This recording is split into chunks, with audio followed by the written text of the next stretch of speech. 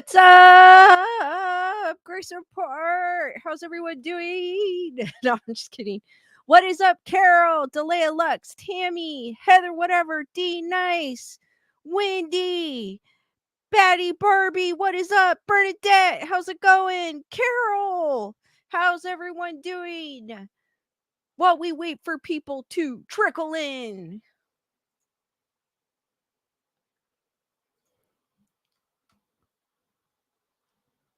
Joanne, what's up?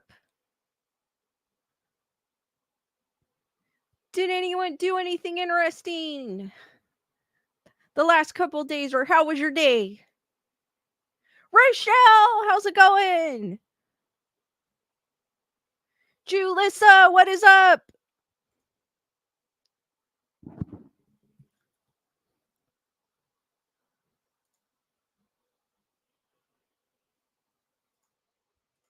I finally got to see, what did I see? Invasion of the Body Snatcher. I know it's an older movie. When Donald Sutherland passed away, I saw a lot of people posting about that film, and I was like, you know what? I've never seen that film. It came out, I believe, in 1978. It's the type of horror. It's not really scary, but it's crazy. Maybe if I saw it as a kid, it probably would have been terrifying, but when I saw it now, it wasn't. But I just like older horror movies. They're the best. Logical Spark, what is up? Joanne goes, I'm harvesting grapes tomorrow. Oh, that sounds cool. Rochelle is waiting for a grocery delivery. Don't you love grocery deliveries? It's like the easiest thing to do now. I love it. Rochelle watched the 2018 The Nun. That was a good one. Julissa goes, I haven't watched it since I was a kid. Carol! Nothing interesting so far. Been kind of depressed. I'm muddling through it. Oh, Carol, come on. Hearts for Carol, guys. Let's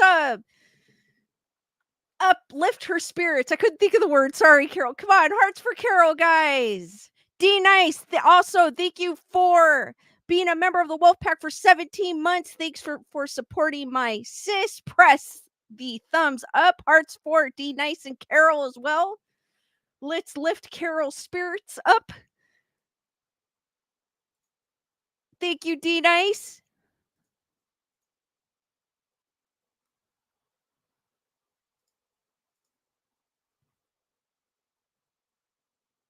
Tammy, what is up? There's another one. There's another horror movie that I see a lot of people talk about. It's Basket Case, so that's next on my list.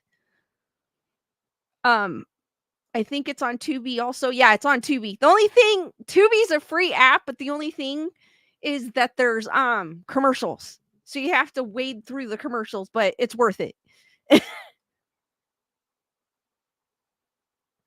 Wendy goes, I got a wrong delivery order. I didn't know that Walmart delivered here. I got when I ordered delivery, I actually got something for free.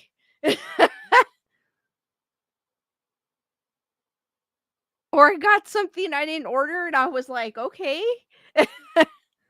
Like I got a watermelon one time. Emily goes, Lisa brings me out of my depression while she's on. Thank you. I'm glad, Emily. Joanne goes, commercials don't bother me.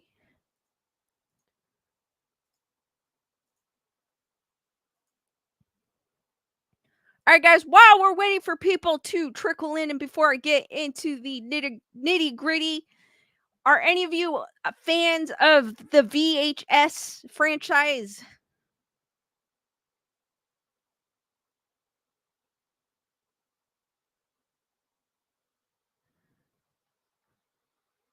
That is, Wendy, that is a weird order.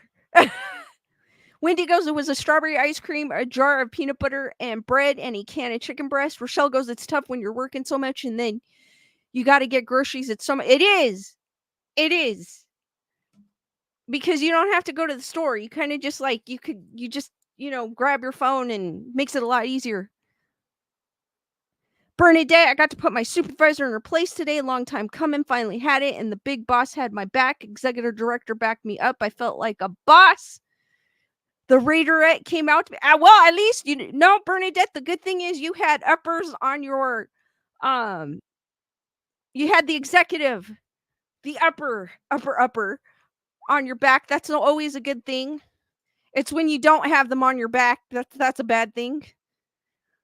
But that's super awesome. At least someone backed you up and saw why you did what you did. That's always the greatest thing when you're at a job. It's when they don't see that what you're going through is the bad thing.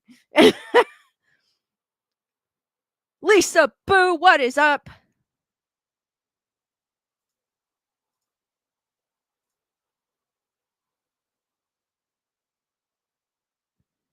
Carol goes, mostly feeling unappreciated, missing my dog and people that have passed in the past 3 years. Carol, we appreciate you, Carol.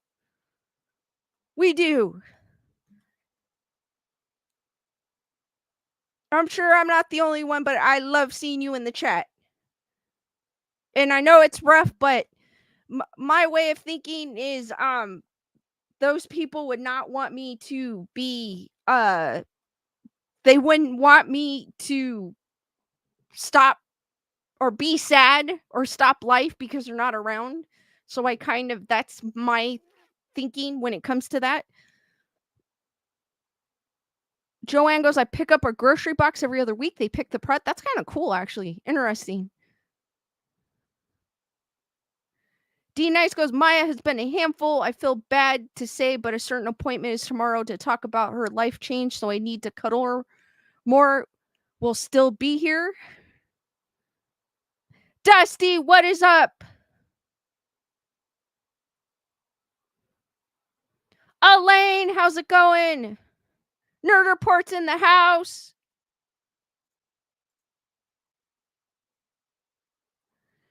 D Nice goes, doggy diapers are expensive, especially the cleanup. Yeah, it is. And they are.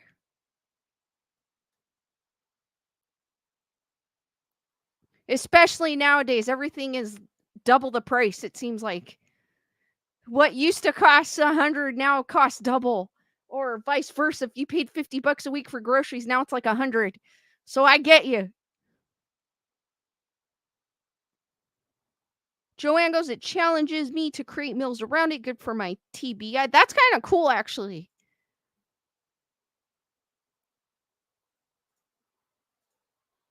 Nerd Report still feels beaten up by the bad weather last week. I'm so glad that we're down to almost sweater weather here, but I don't need a sweater. I'm just enjoying it.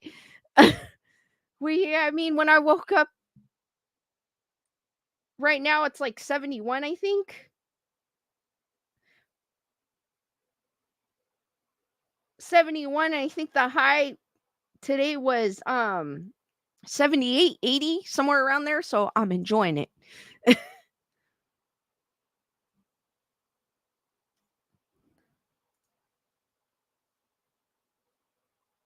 D Nice goes, we got everything here, heat, fire, and earth. Well, yeah, we had an earthquake this morning. I did not feel it. I did not feel that one, but we did have here in SoCal, we did have an earthquake. We've got a lot of fires in California. The one near the bridge fire, which is kind of semi near me, but not to cause a danger to me, um, is still uncontained and it's moving quickly. The line fire, I think the last time I checked, it was 18% contained. They did arrest a guy for possible A that had possibly started the fire. So that's a good thing. But unfortunately, a lot of people have lost their houses, and I do feel for them. In fact, Lewis and I were supposed to go to a music festival this weekend in that area, and they canceled it because of the fire.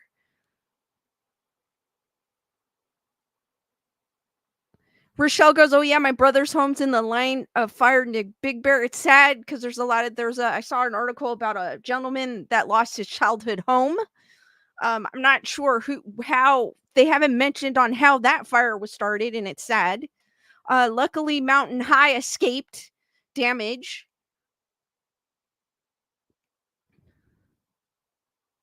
Lisa Boo goes, I had to turn the heat on here in Alberta. It's mid 50s. Rochelle goes, I've been watching it. He's really worried he lost his home, so am I.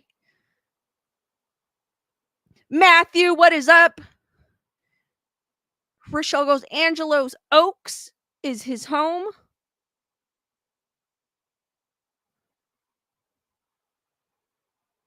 Dusty goes, the fires are terrible and scary for sure. Everyone has been inundated by the smoke. Yes, I know. I've seen even Las Vegas is getting the smoke from us. Luckily, the last 2 days haven't been too bad here. I know Monday you could see the smoke. It almost looked like a storm was coming in when I walked out my front door, but it was smoke.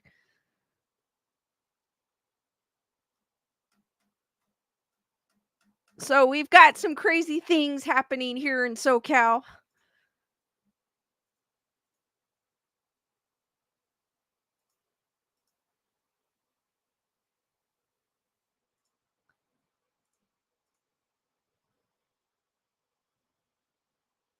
So I'm hopefully they'll find the person, or maybe they have already. I'm not sure because I haven't seen any reports about it. But hopefully they find the person for the bridge fire. And as always, guys, before I get into my first article, Skeleduck is somewhere in this background. If you're new to the channel and don't know who or what Skeleduck is, he is pictured in the upper right hand corner every stream. I move him around my background. Just remind me by the end of the stream and I reveal his location because I will forget.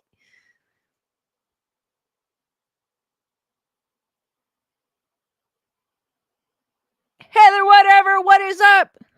Nerd Prego, some POS started that fire. Usually that's what it is. It's something, I hate to say it, it's someone being stupid. And that's the sad thing. The someone being stupid doesn't realize what they're causing. And that kind of irritates me.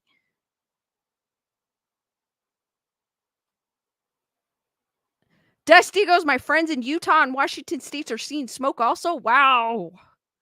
That's crazy. Guys, have any of you guys, or any of you, a fan of the VHS franchise? Before we get, I'll start off with this article and then we'll get into the Wendigo.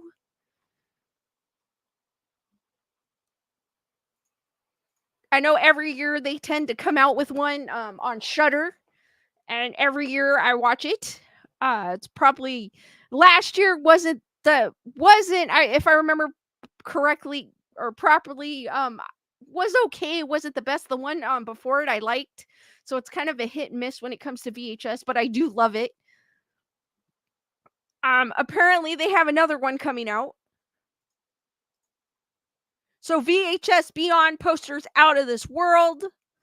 I had no idea one was coming out until I saw this article. The VHS franchise returns to Shudder with a brand new Shudder original VHS Beyond this coming Halloween season, and the new poster promises an out of this world experience in terror. VHS Beyond will premiere on Shudder October 4th. Oh, that's when Joker Electric Boogaloo is coming out.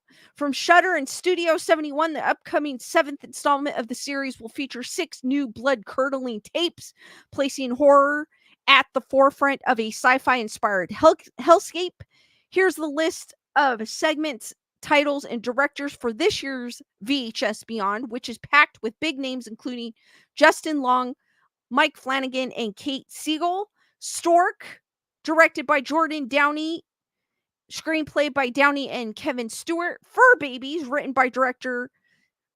and directed by Christian Long and Justin Long. Live and Let Dive, directed by Justin Martinez. Story by Martinez and Ben Turner. Screenplay by Turner. Dream Girl, directed by Virat Paul, written by Paul and Evan Dixon.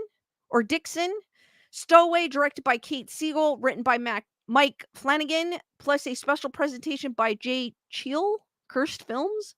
VHS Beyond, produced by Josh Goldblum, James Harris, and Michael Schreiber, and executive produced by Adam Borstein. Check out the official announcement graphic below. Created by Bloody Disgusting and Brad Miska, the found footage horror anthology franchise VHS kicked off in 2012 and has to date spawned 5 sequels, including VHS 2, VHS Viral, VHS 94, VHS 99, VHS 85 and 2 spin-offs, Siren and Kids versus Aliens. I have not seen the spin-offs. Check out the new poster below, which is cool. So I'm kind of looking forward to that. It looks like it's coming out again. When did it say? October 4th. That's right. So if you guys have Shudder, check out VHS Beyond. That this one sounds like an interesting one, so I'm hoping it's better than the last one. So we'll see, because the last one, it was okay, but it wasn't. I felt like it wasn't the best one. But if you haven't seen VHS, check it out. I feel like the first two are probably the best ones, in my opinion. But they're all pretty good. Emily, thank you for gifting 5 memberships. Welcome, Scully Star Fashions, Jillian Baby, Carrie C, to Mothman, AC Sniffer, to the Wolfpack. Hearts for Emily and all the new Wolfpack members. Thank you, Emily. Jean Rick, what is up?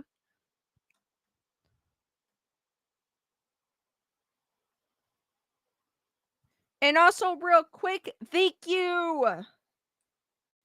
I saw it pop up. Thank you, Heather, whatever, for your PayPal. She says hi.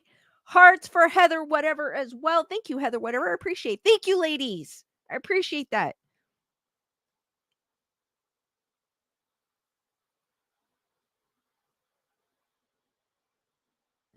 Rochelle goes, oh, another thing to know is there are different channels on Amazon if you don't buy in a couple months. So usually lets you, oh yeah, they do. Amazon usually lets you have a free trial, a week trial. So if you want to check out Shudder for a certain thing, you can get a free trial. Just use different, don't tell anybody I told you, but just use different email addresses.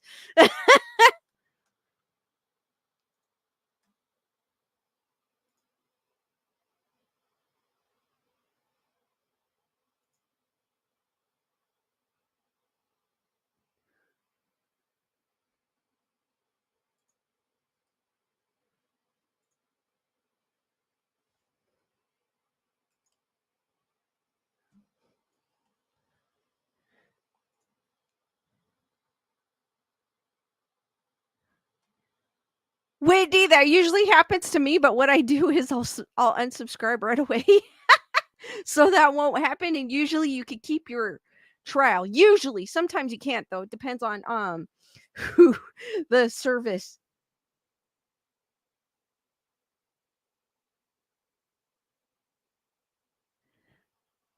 All right, guys. This before I get into the Wendigo, I wanted to share this. All right, rocker Alex Cooper's daughter claims her friend had orgasmic sex with a ghost. So I usually talk about, the women that married ghosts. There's 2. There's Brocade, and then there's another woman that married a 300-year-old pirate. They both divorced the ghost. We wonder why. There's also been a woman and a man. They both married separate stories, but they both married a doll. And yes, you heard right, a doll, and had doll children. There's celebrities also I had shared in a previous stream that had sex that they were brave enough to come out saying that they had sex with a ghost. I know I wouldn't. So now we've got Alex Cooper's daughter's friend.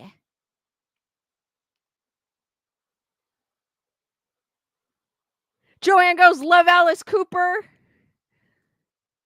Wendy goes, yep, we're going there. Julius goes, I had to turn the volume down real quick. D Nice goes, I had to refresh and landed on a sentence I did not expect. But the daughter, I'll try not to say it so loud so you guys don't get censored. The daughter of shock rocker Alex Cooper says ghosts are real, and her friend even had sex with one. Calisco Cooper, 43, says she experienced a spooky encounter while on a boat when she felt a presence following her and watching her. The singer, dancer, and stage performer made the revelation to Brocade Or Brocard, a British singer who once famously married then divorced a ghost. And you know how I like to talk about her. Callisto is the daughter of the shock rock singer Alice Cooper, famous for his gothic horror presence. She and Brocard recently met at Wacken Open Air and bonded over ghost sex their sightings. So here's a picture of Alice Cooper and his daughter Callisto Cooper, or Calico, sorry, Calico Cooper. I don't know why I said Callisto. I was going to say Calico Cooper. I apologize. Brocard said, I find it fascinating that the thing everybody wants to know about is ghost sex. I will always get asked that question when talking about being married to a ghost. I think it's brilliant because I think strangers would be slightly more cautious when asking you about how good sex with a human partner is. I used to be so shy of the question, but it makes me laugh now because everybody wants out of this world sex, so I'm quite lucky, really. Brocard has spoken about her experiences of having sex with a ghost on several occasions, describing ghost sex as a very erotic and powerful. I don't know about you guys, but if that happened to me, I don't think I'd be announcing it to the world. For sure. I would not. She believes ghosts to be energy forces that can touch your body in the same way a human can and leave you feeling stimulated. On an episode of Say Yes to the Dress, Brocard described ghost sex as orgasmic when speaking to Tan France. Calico shared a story about how her friend had experienced ghost sex. And real quick, D Nice, thank you for gifting 10 memberships. And welcome, B Taylor, It's Still Me, Kenya, Tales Told in the Dark, Shelly, Little Fig, Emily, Samara, and Chantilly. To the Wolfpack, hearts for D Nice and the new Wolfpack members, and Frankie A. Thank you, D Nice. Hearts for D Nice. And what is up, Brandon? Brandon goes, my uncle used to ride in his golf cart with him and said he was cool. Ooh, super cool. Randy, what is up?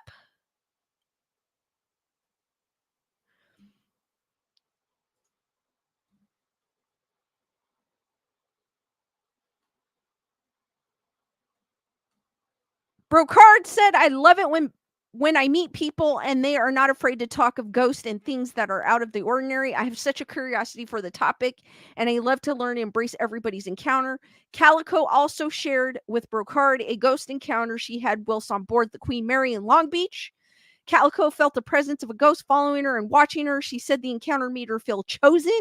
Brocard divorced her ghost lover by the means of an exorcism, but it hasn't stopped her curiosity about researching into the paranormal world. What they forgot to say in this article, she now says she has a gift about because of her encounter with her ex-husband, Eduardo, who she says cheated on her with Marilyn Monroe, and Marilyn Monroe was there at their wedding. Don't ask me how that could happen.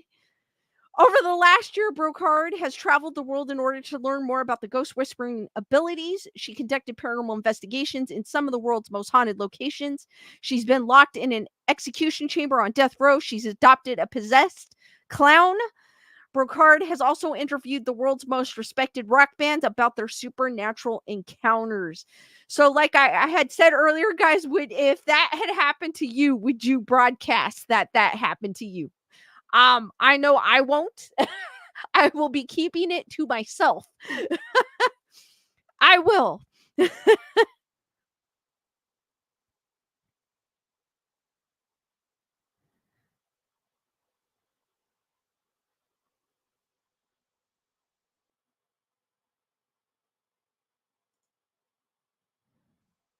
Heather Weather goes, no way. Joanne goes, nah. Heather Weather. Carol's like, nope. Elaine's like, nah, I'm not a clown. Julissa goes, some things should not be shared. Like they said, what stays in Vegas remains in Vegas type of thing. So what stays in the bedroom should remain in the bedroom.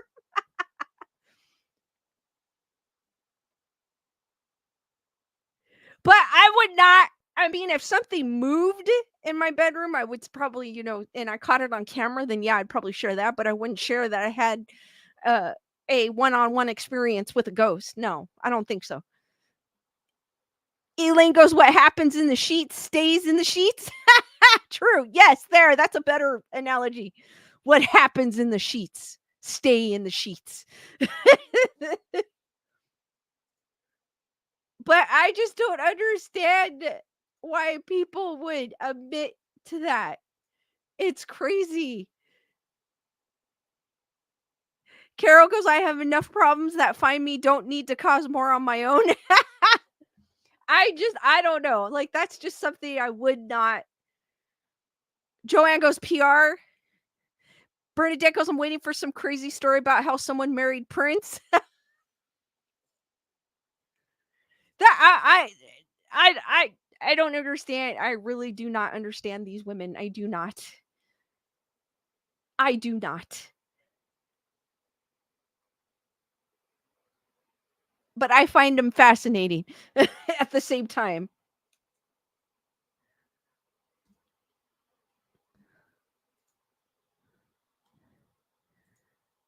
And I feel like I've always said with Brocard, I feel like because she's like an artist, etc. I feel like that she's using that story to promote her brand. So like Joanne, I agree with you with the PR thing. Because if you say some outlandish story, that's the one thing everyone's gonna remember about you, and they're gonna follow you, etc. And they're gonna see who you are, and you're gonna gain a following. So I could see, for the attention wise, but I don't think I would do that. Randy goes sensationalist. Pot. Well, yeah. Brandon goes Prince couldn't be controlled. Julissa goes they're a little off their rocker.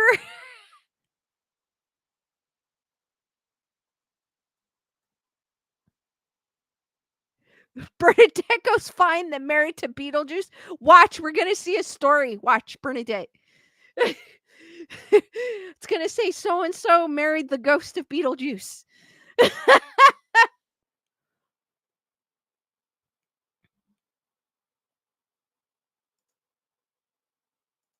Emily goes drug induced psychosis. I don't know. I really don't know.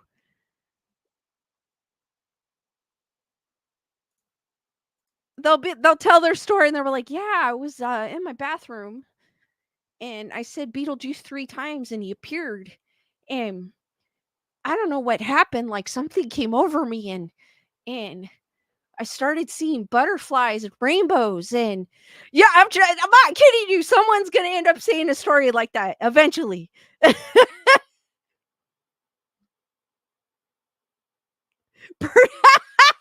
Bernadette goes, just don't say his name 3 times in bed.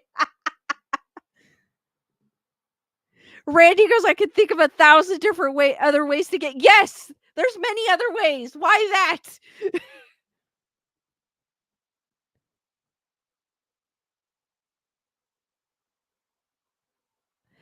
Brandon goes, Prince was the type of person that you tell him what you want and gives you the opposite or nothing at all.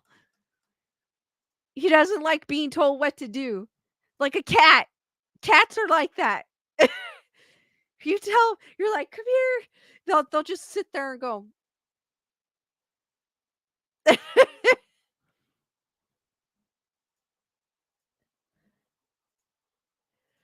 right, I know I've mentioned the Wendigo a few times here on previous streams, but I've never actually really gone in depth.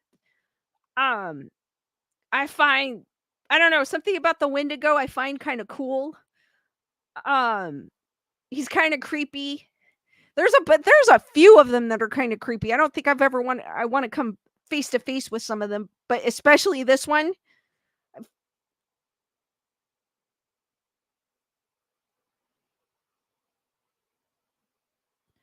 So, what is the Wendigo? Meet the cannibalistic cryptid of your nightmares. A humanoid monster with fangs, antlers, and glowing eyes. The Algonquin Wendigo either devours its victims or possesses their spirit and turns them to evil.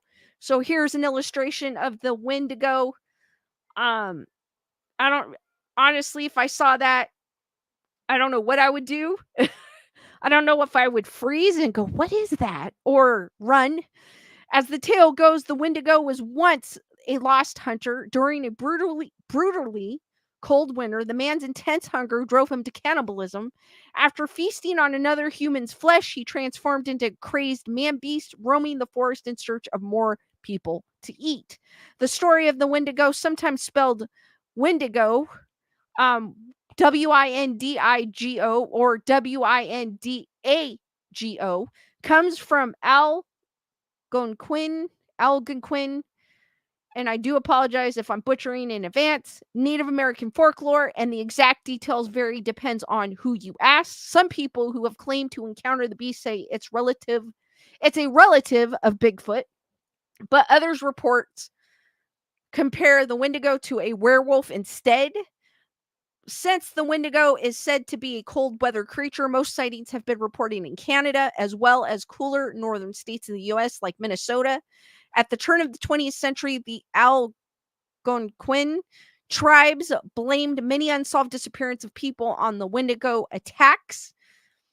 From century old tales to modern day accounts, the Wendigo remains one of the most terrifying beasts in the history of folklore. What is a Wendigo? The fearsome nature of this mythic beast. For being an insatiable predator, the Wendigo is definitely not the largest or most muscular beast out there, though he is said to be almost 15 feet tall. His body is often described as emaciated. Perhaps this can be attributed to the notion that he is never satisfied with his cannibalistic urges. Obsessed with hunting for new victims, he is forever hungry until he's eating another person.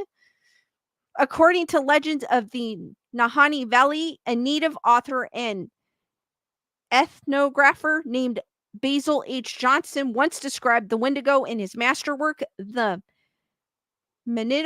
Mantuus, as such. The Wendigo was gaunt to the point of emaciation.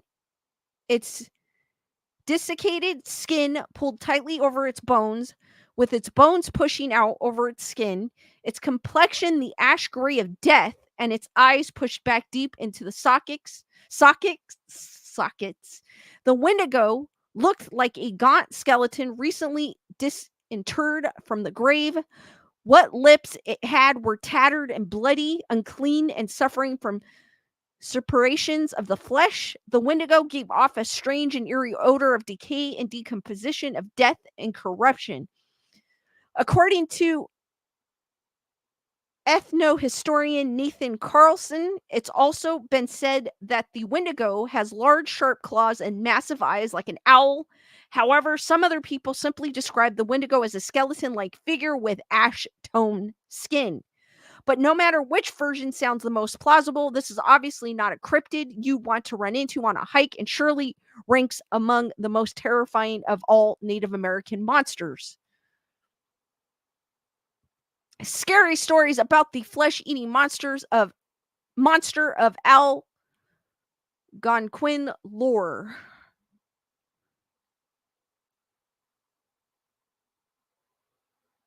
Elaine goes, I think I'd freeze. Wendy goes, I love the Krampus. Rochelle goes, freaky.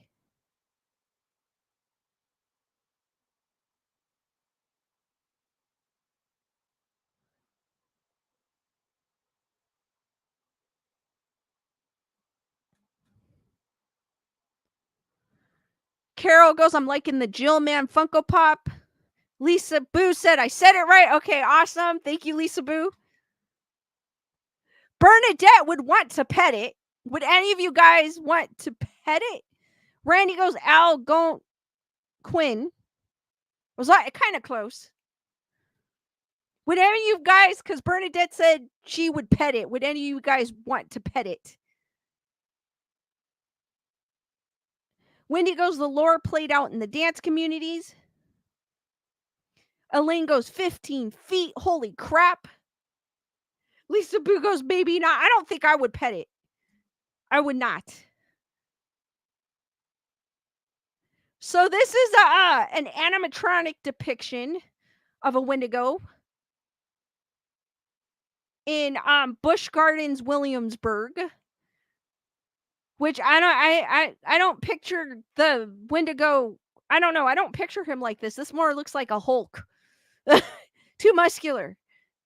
He would have, like, the way I picture him, he'd be lean with muscles. Different versions of the Wendigo legend says different things about his speed and agility. Some claim he is usually unusually fast and can endure walking for a long period of time, even in harsh winter conditions. Others say he walks in a more haggard manner as if he is falling apart, but speed wouldn't be a necessary skill for a monster of this nature.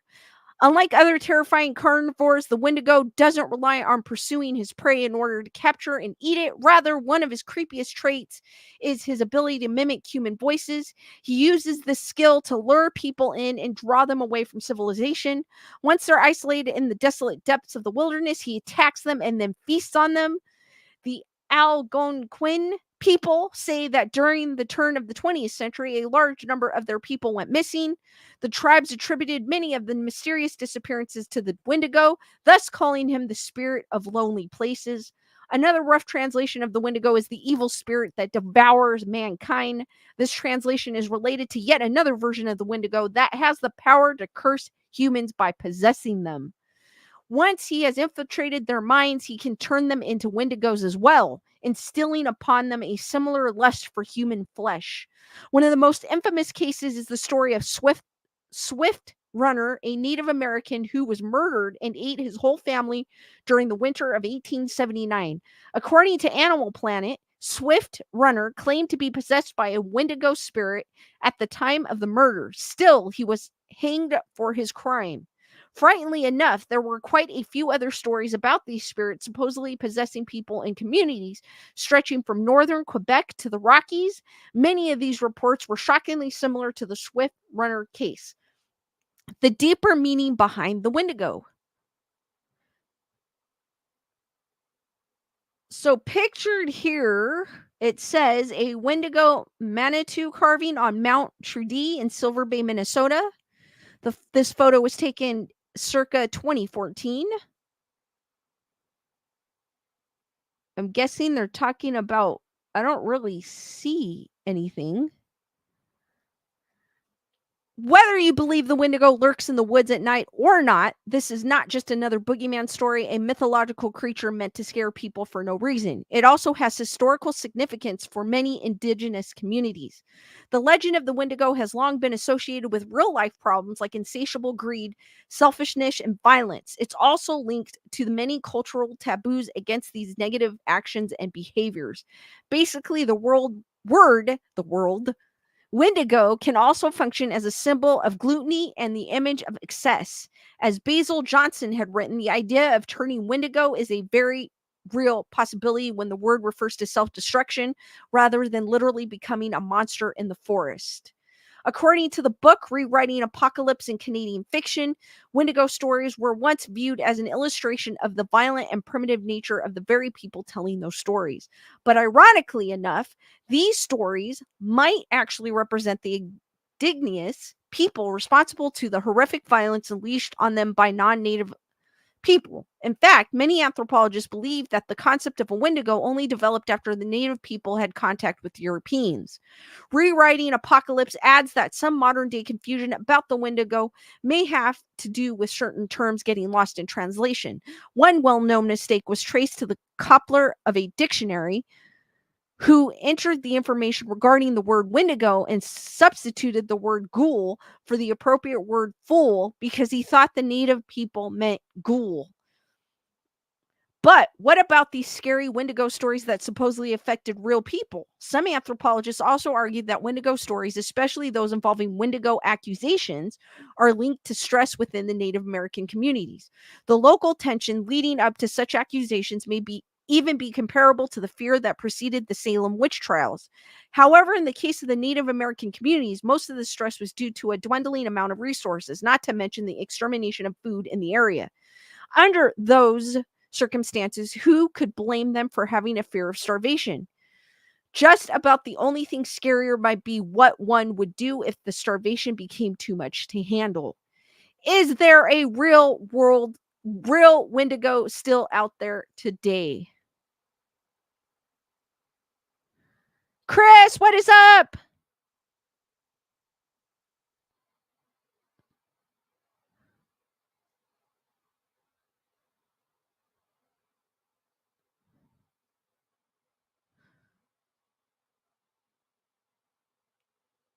Elaine goes, if Bernadette does it first and it turns out okay, then maybe about meeting a Wendigo. Randy goes, I would want to feed it, poor thing. Randy, the Krampus, it's the evil Santa Claus. Yes, it is. Julissa goes, nope, it looks clammy. Carol goes, it depends on the situation. Rochelle goes, I think they're definitely still out there today. Randy goes, that makes no sense.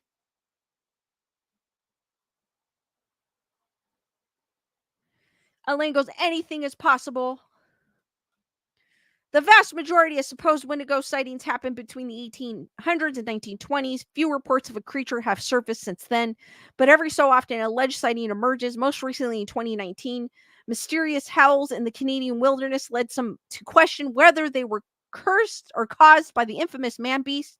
One hiker who was presented said, I've heard many different animals in the wild, but nothing like this. Much like other legendary beasts, especially the skinwalker, the Wendigo remains a fixture in pop culture in modern times. The creature has been referenced and sometimes even depicted in a variety of hit television shows, including Supernatural, Grimm, and Charmed. Interesting enough, there are even a couple of lakes today named after the beast, including a Lake Wendigo in Minnesota and a Wendigo Lake in Wisconsin. But those who believe in the physical Wendigo think he might still be out there in the woods, and underneath that terrifying flesh-eating demon, there might still be a human man who was once just a hungry hunter. That is crazy. And like I said, I don't think I would want to come face to face with him.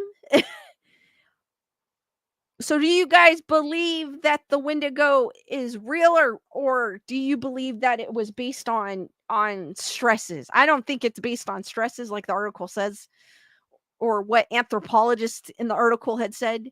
I do think there's some truth when it comes to these mythical creatures, urban legends. It might not be exactly what we think of it. The story might not be the same as it was back then, but I do believe that um it there's something. Rochelle goes, well, for certain it's real. Lisa Boo goes, could be. Wendy wants to believe.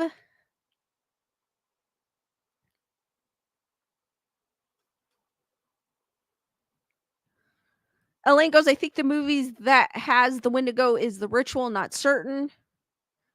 Rochelle goes, I agree with your logic, Lisa. That's how I sort of see it too. It may not be exactly what they state it to be, but I believe it truly exists.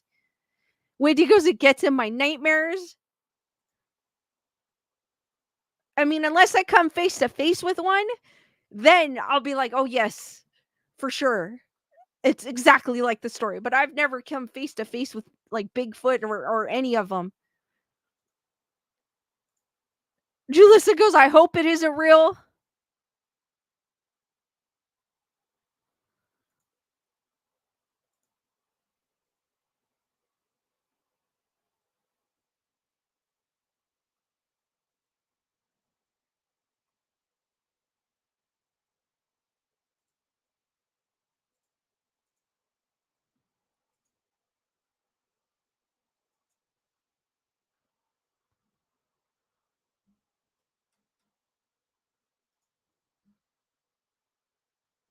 Bernadette goes, watch. It actually looks like a big sloth.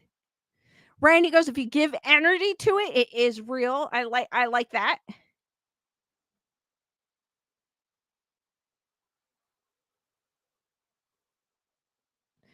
Carol goes, I believe it when I see it type of situation. Elaine goes, sloths are so cute. I believe there's some, like I said earlier, I believe there is some truth to it, but I won't say, yeah, that's exactly it until I'm kind of, until I see it in person. So I'm kind of with you there, Carol, as well.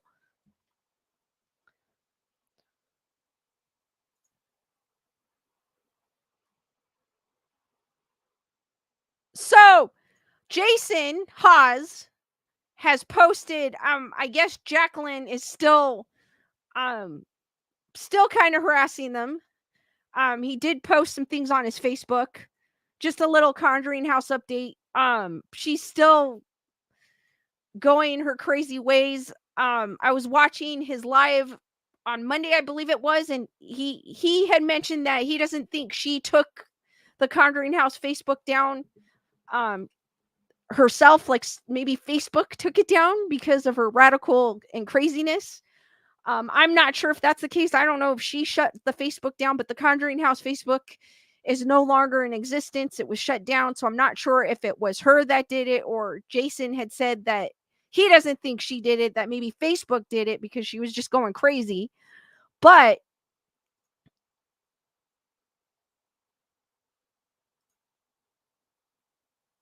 Emily goes, I thought she was selling. I haven't heard anything about her selling it.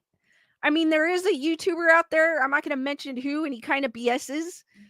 Um, and there's another YouTuber that talked about him that kind of solidified what I thought. Now I really think he really BS's because of what he said too. I knew he was BSing anyways, regardless of what the other guy said, but there is a guy that keeps on going and going and going about the Conjuring thing on here on YouTube, and I'm like, yeah. But Jason posted on his Facebook. For anyone that's wondering what's going on with the Conjuring House owner, Jacqueline Nunez, she's still reaching out and making contact to everybody, but doing it this way now. So it looks like what she's doing is she's sending his kids PayPals because I guess I'm assuming they blocked her because I wouldn't want to see like her messages. I don't know if they did or not, but I'm assuming. So she's sending Cody PayPal messages now, and she's sending them a cent, and she's going, "You have blood on your hands, don't you?" She sent $5 to Cody via PayPal, said, "F you, you're going to prison, I hope." And this is Corey Heinzen, not his kids. I apologize. Corey Heinzen. I thought I saw Satori in here too as well. It's Corey Heinzen. He was the previous owner of the Conjuring House. My bad. F you, you are most definitely in deep S. And this occurred September 11th. And she's sending him like $5, 1 cent.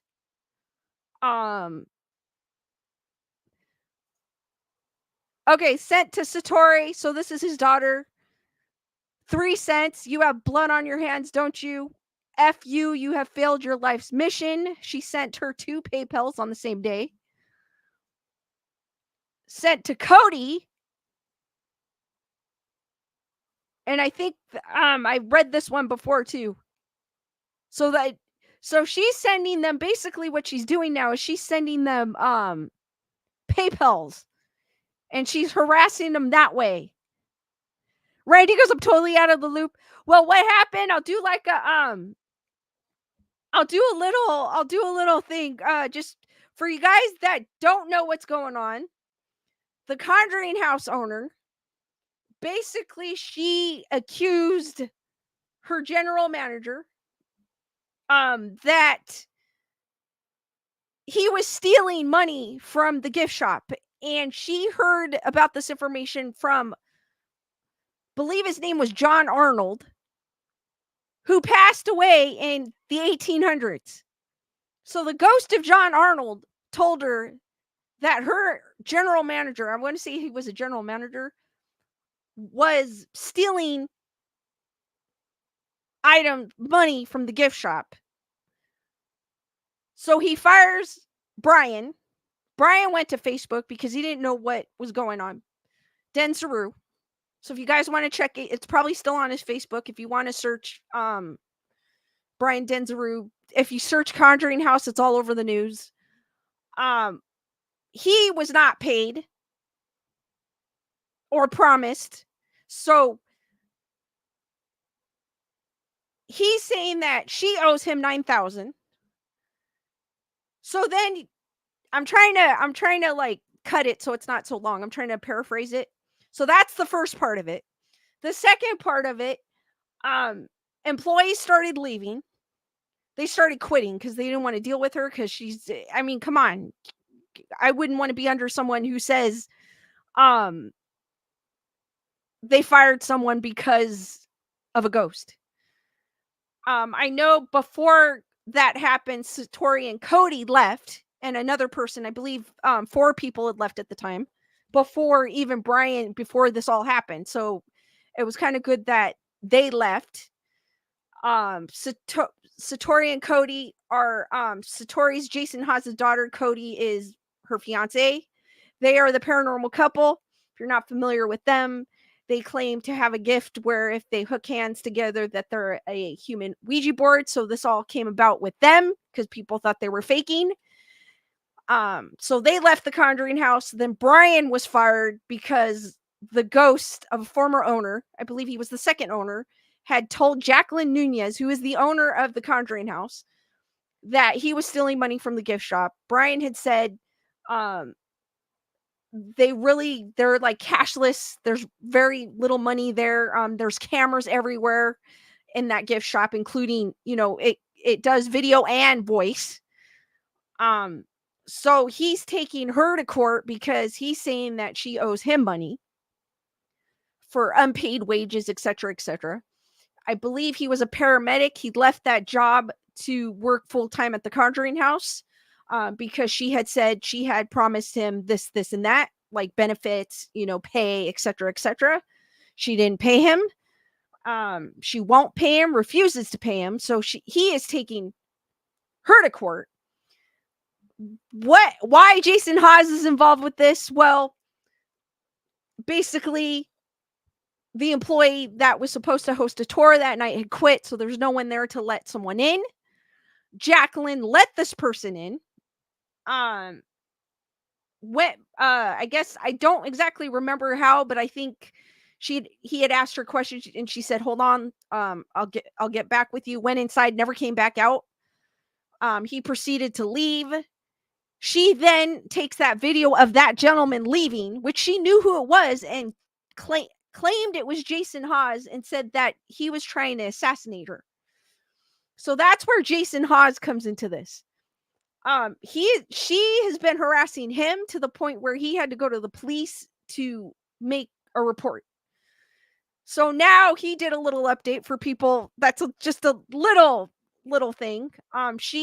Jacqueline does claim that she is a medium, which I don't think she is. There's some people that think she's possessed because of the house. I really don't think she is. And there's people out there that want to boycott the business because if you're putting money into this business, you're supporting her and you're supporting her behavior. And she was going crazy on the Conjuring House Facebook page saying F you to people. And this, mind you, it's a business page, not her personal page. Facebook did take it down, I think, a couple of weeks ago.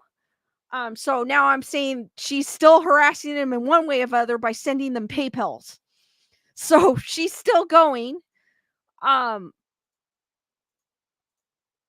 She's just crazy.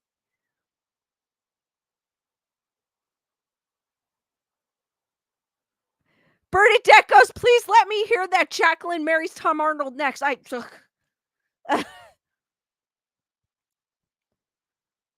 Rochelle, thank you. I also have videos on this. If you want to see my past videos, I just kind of did an abridged version because I didn't want to sit there and go in depth about it. But I do have other videos as well, Randy. So if you want to check those out on Grayson Report, just to know like what's going on, even you could Google it too. It's everywhere. It made it to the news. She owes money to Cody and Satori when the barn had burned down. This is prior to even her saying with the Brian thing. This was prior. The barn on the property had burned down, and Cody and Satori had equipment and some personal. I don't know what they had. They said equipment and some other things in there. When it burned down, I guess they had asked, hey, like we had some, expensive equipment in there, et cetera, and she refused to pay them too. So she's just crazy.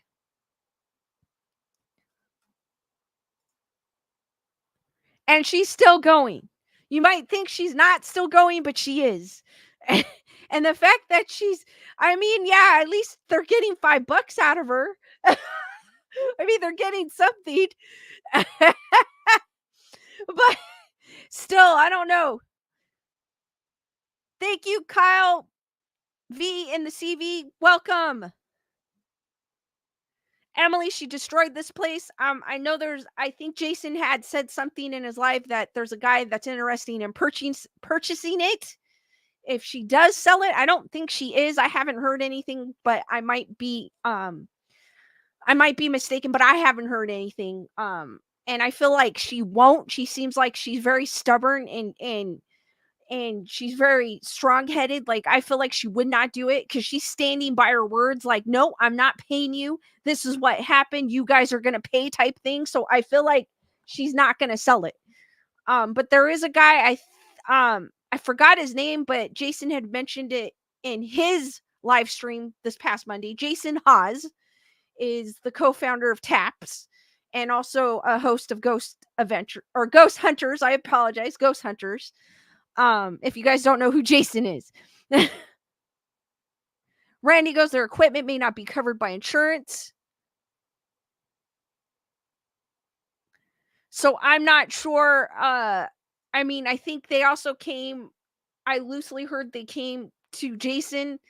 The Heinzen had came to Jason to purchase it, but he didn't want to purchase it at the time. And now he's kind of, I think he kind of said, man, I wish I kind of did, but I don't think he's interested in purchasing it. But yeah, she's just crazy. And it's like an ongoing drama, with the Conjuring House. I know I'm not going there anytime soon because I am on the West Coast, but for those of you that are on the East Coast that can go there, please do not go there. Please boycott it because you're going to support her crazy actions. Bernadette, she has a few nuggets missing from a 20 piece. I still say that. Yes, she does. She needs help.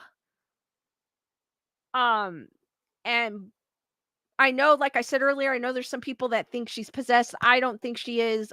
Jason from Ghost Hunters doesn't think she is. He sincerely thinks that she needs help as well as I think she just needs help. And and my thing is, if she has a bunch of, if she's got a court case against her, wouldn't her lawyers tell her to like calm down? You know what I mean? Like calm down, steadfast, like, stop posting on social media, etc., etc. But she just keeps on going. And it just makes no sense. It's like she feels like she's untouchable.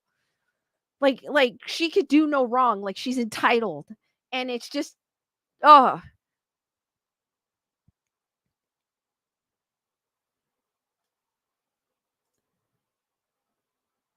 Emily Parkinson's, I refuse. And it's a shame that she ruined it.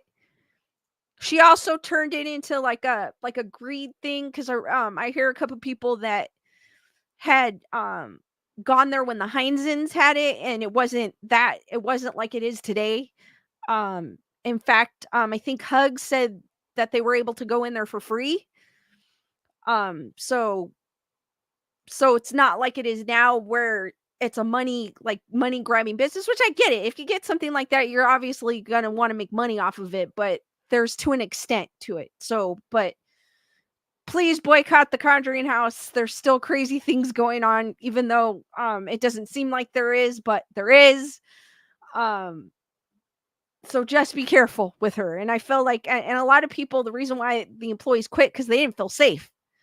And I don't blame them. I wouldn't want to work under someone like that. That's crazy.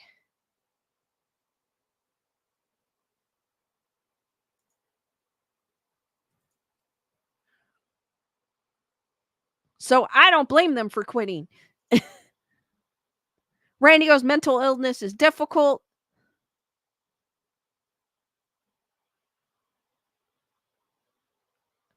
Matthew goes, Tigger, 2 tacos short of a combination plate. Joanne goes, she's not quite a shilling. So that's the sad thing. And she just needs help and she just needs to stop and see the bigger picture. Because I feel like the more she's just making things worse. and worse and worse.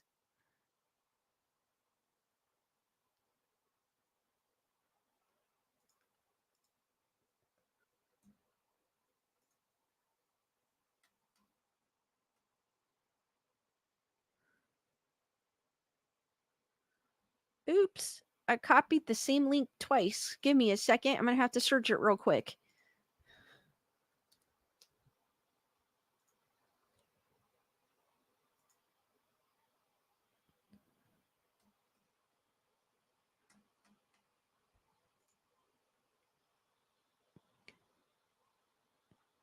Emily goes, and she wasn't paying the employees. That too. Rochelle goes, so hopefully she sells it and a new owner comes in and they can go, yeah, they could get it back to normal. Yes, I agree. I'm hoping. And I think that's what everyone else wants. Randy goes, I don't blame him for leaving either. Like I said, Jason had mentioned on his previous live, I forgot the name, the name of the guy that was interested. But they were kind of, I felt like they didn't want him to buy it, but I don't remember his name. So I'm going to have to look for it later and I'll let you know. Bernadette, I agree. I don't think she'll ever sell it. She like I said, she just the way she keeps going and going and she puts her foot down, I just feel like she's not. She's gonna be like, F you guys, I don't care what you think, it's my property. I can do whatever I want with it, type of thing. You know what I mean? Because the way she talks to everybody and how she's been, presenting herself, that's just how I don't think she will. Randy goes, she probably is paranoid, poor thing.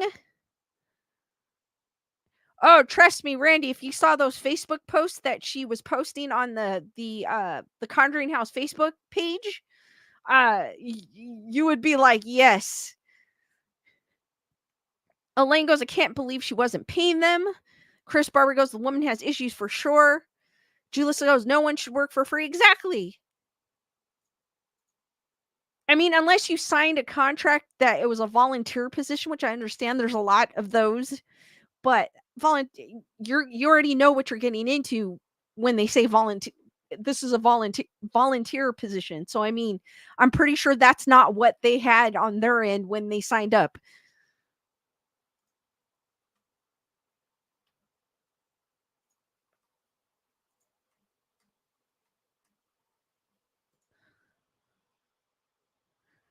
Randy goes, she sounds very damaged. Emily goes, I thought Zach Bagans was going to buy it at one time. I had not heard that, so I'm not sure. Bernadette goes, and it's not like she can't pay them. She owns many properties. She's a property. Yes, she has money. She's a square. I mean, if you didn't know about, the ghost thing about this Conjuring House drama stuff and you just saw her bio, she seems like a very educated, put together woman. But but if you know about the Conjuring now, you're going to be like, no, she's not. But yeah, she does, Bernadette. There's no reason. And then the amount of money that they were charging for like an overnight stay for camping, etc., etc., she was making money at the property too. So there's no reason. I'm sure that because the Conjuring House is well known because of the movies, there's people going there every day. So I know she was making money. Elaine goes, she's taking advantage of people. That is not okay in a way. It isn't. It's not. People deserve to get paid for what they did. Not, oh, the ghost said you stole money. I'm not paying you. What you stole should be enough. Like, come on. That's not right. Not fair to anybody.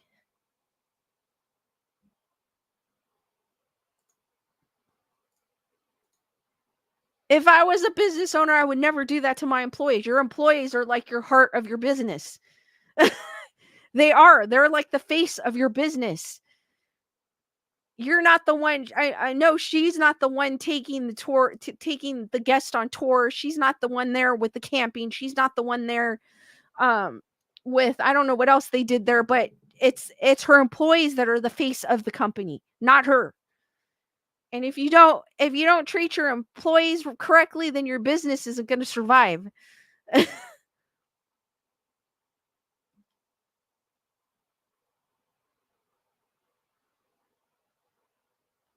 Bernadette goes and she had the final word that the YouTube people could post it and only 2 YouTubers can film. Yeah, exactly. Like, if you went to film there and you spent the money to film there and you were filming, you would have to show them your footage, your final video before posting it to your YouTube channel. And that's where I was like, hell no, forget this. Like, I might as well not go. It's like they're trying to hide something. I mean, you're in the public. People are gonna have their opinions, so let them. You know what I mean? If they didn't find anything, they have a right to say, "I don't think this place is haunted," or I think this place is a POS," whatever. They have a right to say that, you know what I mean? Randy goes, "She's not playing with a full deck despite her full bank account." Exactly. Bernadette goes, plus the second YouTube person had to pay extra. I know there's a bunch of people that went there. I mean, in fact, Ghost Hunters went there, Ghost Adventures went there. I know Sam and Colby went there. That's when they went. That's when all this, when the Satori and Cody thing happened. Project Fear went there. There's a plethora. I think what is it? The Side Eye guy went there to debunk it. There's a bunch of other YouTubers that have gone there.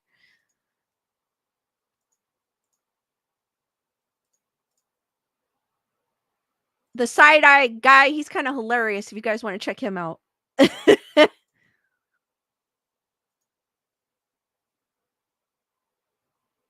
So it just, to me, it's like that place was obviously making, I don't know what the foot traffic was coming in and out daily, but um it's it's obvious that she was making money from the business that she was making that house out of. Bernie Dicko, Sam and Colby had to. Rochelle goes, ethically, she still owes the payment. Yeah, she does. She still owes them. Emily goes, that was before she owned it. I think when Sam and Colby went there and Project Fear went there, I think she owned it. Randy, I agree. Hauntings may not be an everyday happening. Ghosts do not, work on cue. It might not be, it doesn't necessarily mean a place isn't haunted. It just means you didn't experience anything.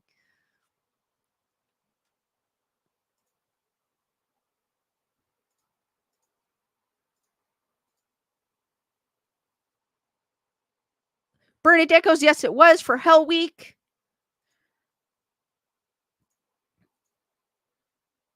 But I know Ghost Hunters and Ghost Adventures went there before her. If that, I know that for sure. That it was a while ago for them. But Sam and Colby was recent. Project Fear was recent. In fact, Project Fear went there before Sam and Colby, but they didn't put their video out until after, like a while later.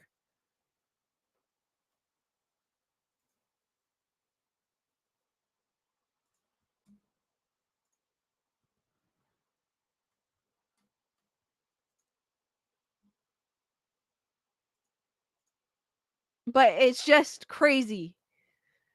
I can't. Joango seems like she bought a successful business, then is running it to the ground. That's how I feel like. Well, I feel like that's what's going on. She's not treating her employees properly. In fact, they all quit on her. I doubt there's anybody working for her anymore. Um, and like I said, your employees, especially if you own the business, is the face of your business. They're the ones that help your customers. So if you don't treat them properly, then you lose, you lose your business basically, unless you're going to go in there and do it yourself, which I don't think she can handle that, doing all that by herself, unless she has some friends. But um but I feel like that's what's going on, and I know a lot of people aren't, especially what's going on. They're not going to go there, so she's probably not making money off the business. The only ones I think that are going there are probably ones that don't pay attention to what's going on, but it was in the news. So it even made it to the news, the local news in that area. So I mean, Bernadette goes, I bet even the spirits quit on her. I don't blame them. They're probably like, F this bee and went out. I don't blame them. I would have left too.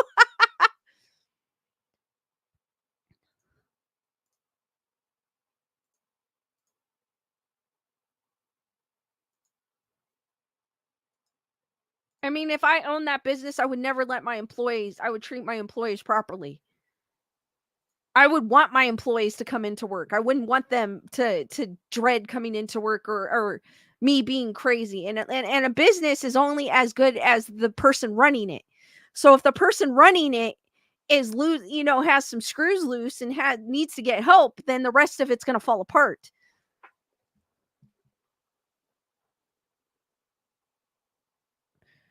Wendy goes, preach, Lisa. This is corporate America. Any field customer service. It is. That's the way it is with any business.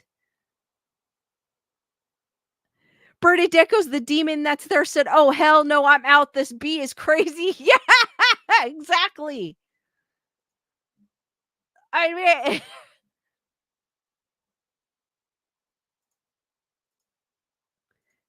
Wendy, I agree. It is a team. And I would show my team that I have their back. I would not show I wouldn't show my team that I didn't care.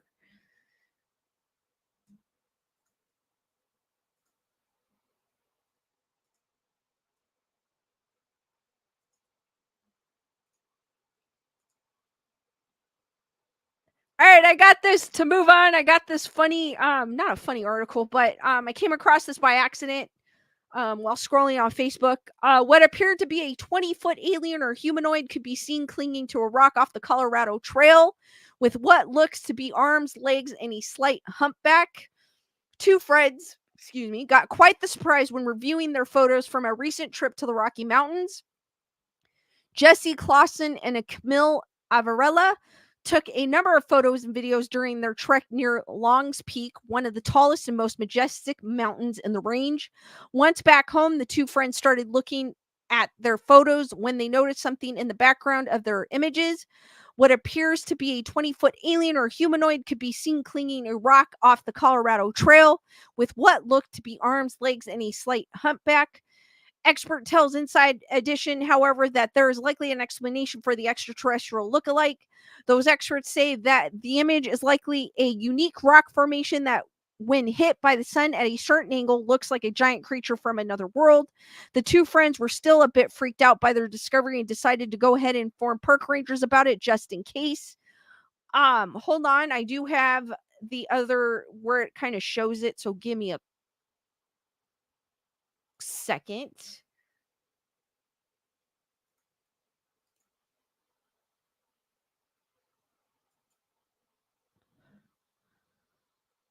Let me find it because it is a video and I know how YouTube likes to be precocious. So I will get you a steal of it, a photo. Give me a second.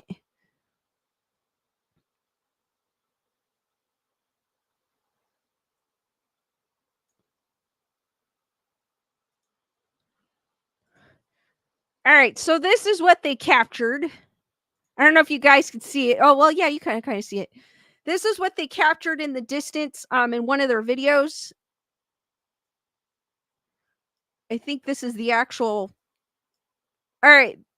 I guess they were taking photos and when they zoomed in, they noticed this weird formation. I don't think it's an alien. I really think it's probably part of the rock.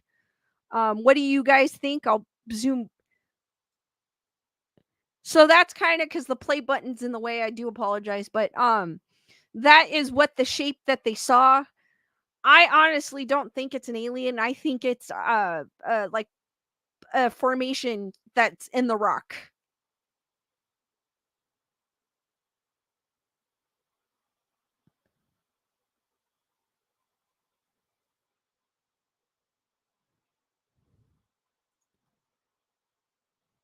Brandy goes, did Lisa move? Bernadette goes, it looks like a Dementor from Harry Potter. I mean, I want to believe that. I want to believe. I feel like the government should just say, like, hey, yeah, we did find evidence aliens do exist, but unfortunately we don't have that, and they probably will never tell us. So I'm a little skeptical when it comes to social media when people post things because it's too easy to edit things, too easy to add things to your video. So it's kind of hard for me. I'm always skeptical when it comes to it. And of course, when it happens to us, no one's going to believe us, which is the sad thing. But I do hope to once to see proof of extraterrestrial existence. But I do believe that there are life on other planets. But with this, I honestly think, and this is on Inside Edition too, guys. I honestly think it's part of the rock or like a trick of the eye type of thing. Elaine goes, I'm not buying it. Randy goes, Gumby looking down. I know it kind of looks like that too.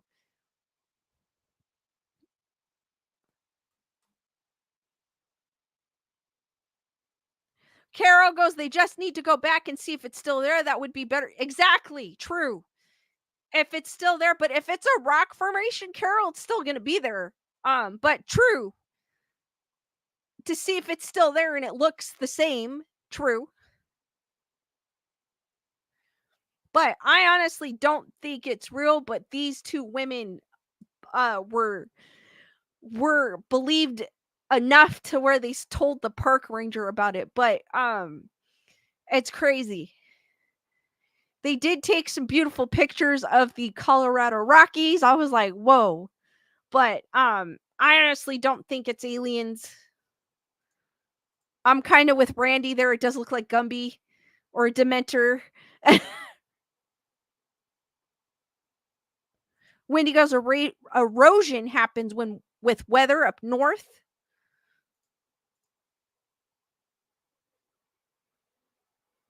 But I know there's always people that are going to say, always trying to find the truth of extraterrestrials. So I don't blame people for, zooming in their photos and going, what the heck is that?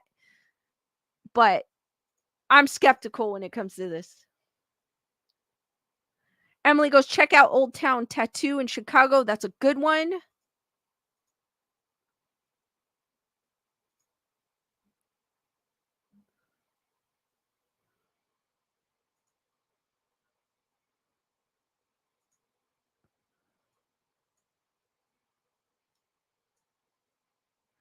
Here's the two ladies that were out hiking that caught that footage.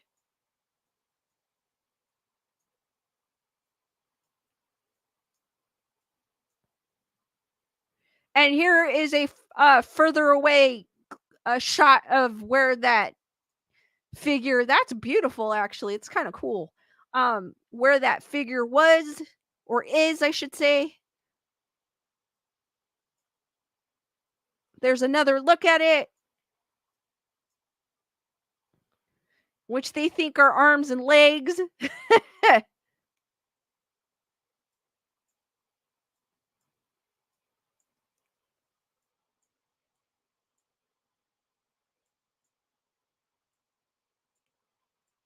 Guys, what do you think it is?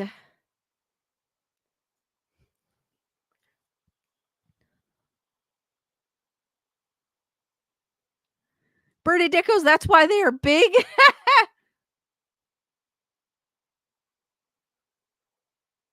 Bernadette goes, hey, when I was little, my grandma said that the dinosaurs were buried under the mountains. You never know. True, true.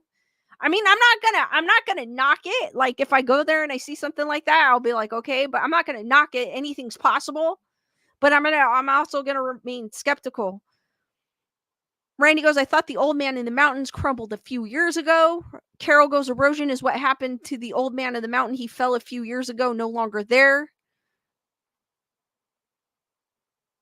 Carol thinks it's a rock formation. Elaine goes, it really is a stunning view. That's what I think it is. Nothing more.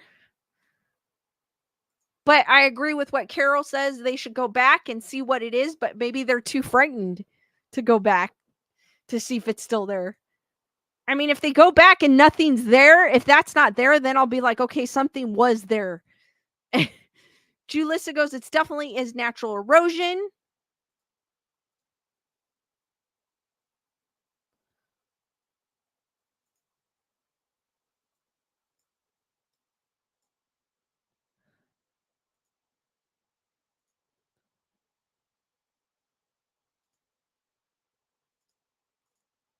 but still nonetheless it looks cool regardless of what it is.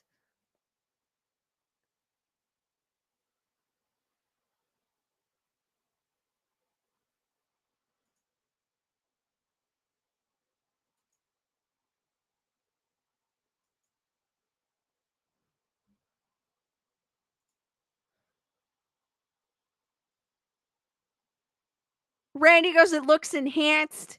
That, like I said, same thing with technology. You could just add things to photos or videos. So it's kind of like that's also why I'm skeptical. So yeah.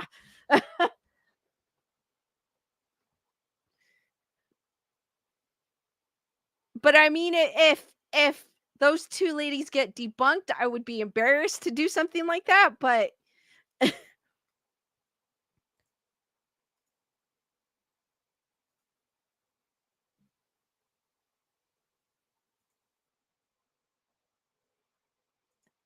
all right, guys, I know some of you are into Call of Duty.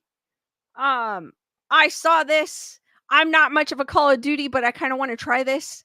The haunting event for Modern Warfare 3 brings Art the Clown, Michael Myers, and more on September 18th. There is a trailer. You guys can check it out.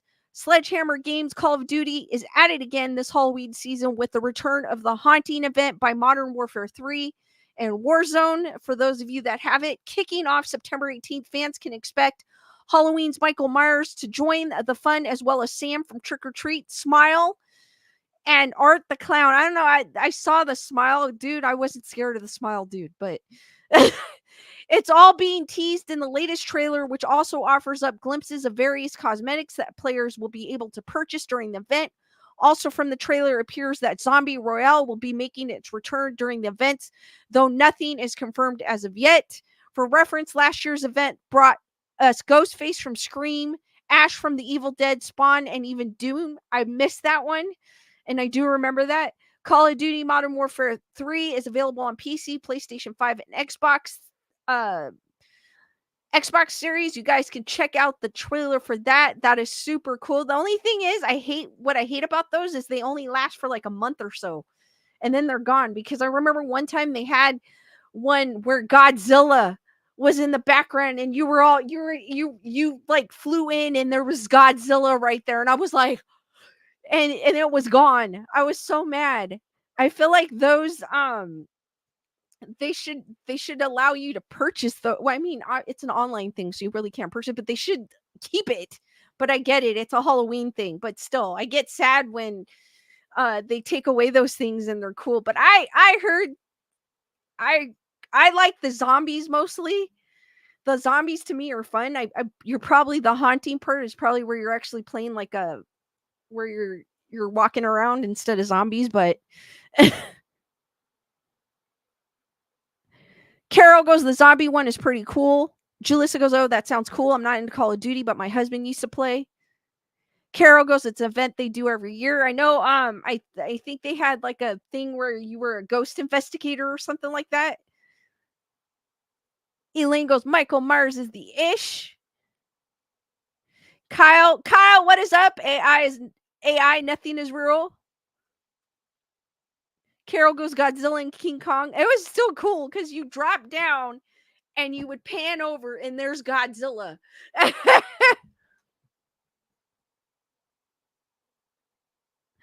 Randy goes, I can't believe my eyes. I'm learning to feel into it. Carol goes, you could still buy some of the skins. Randy goes, zombies are funny. Wendy goes, Skyrim hubby is addicted. So if you guys are into Call of Duty Modern Warfare 3, stay tuned for that. Because Halloween season is here.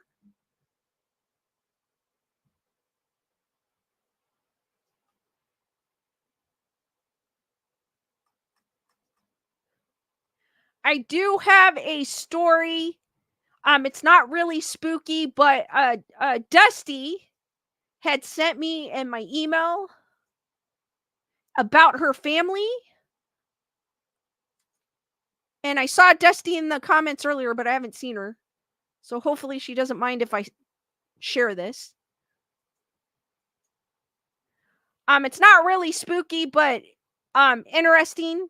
It's about Diane's family. She used to be her maiden name is Mock.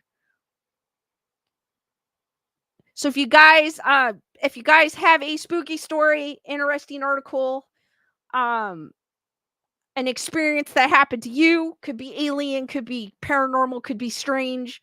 If you find a cool article you think I may like, I send it to graysonreport13@gmail.com, and I may share it on my next live stream or the one after that. I will squeeze it in. Bernadette dropped the email in the chat if you guys are interested. And again, that's graysonreport13@gmail.com. It's not really spooky related, but it's kind of an interesting story. I do like old stories. This is the Wedgwood in Seattle history. The Mock family in Maple Leaf School. During the hot weather week of August 12th in 1910, the Seattle Daily Times newspaper carried reports of fires across the state of Washington, and one fire which struck closer to home to the northeast just outside the Seattle city limits.